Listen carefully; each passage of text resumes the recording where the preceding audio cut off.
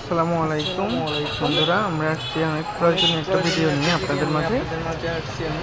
এখন বর্তমানে ডিজিটাল ঘড়িগুলো কিনে যারা অনেক সমস্যাতে পড়েন যে আমরা রিমোট কীভাবে চালাইতে হয় বুঝি না, তাদের জন্য এই ভিডিওটা।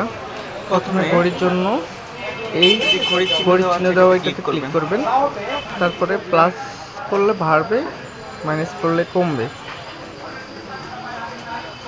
ডানে বামে যাওয়ার জন্য আবার ঘড়ির চিহ্নেতে ক্লিক করবেন, আবার বাড়াইতে চাইলে প্লাস, কমাইতে চাইলে মাইনাস। এভাবে ঘড়িগুলো টাইম সেটিং করতে পারবেন। ঘড়ির চিহ্নেতে যতবার ক্লিক করবেন ততবার এটা মুভ করবে, একটা করে একটা ঘুরবে। তারপরে এটা স্টপ করার জন্য এই যে নিচে ঘড়ির চিহ্ন আরেকটা আছে, ওইটাতে ক্লিক করবেন, এটা অটোমেটিক স্টপ হয়ে যাবে। আর নামাজের সময়সূচি মিলানোর জন্য এই যে মাঝখানে যে প্লাস চিহ্ন ওটা, এটা ক্লিক করবেন।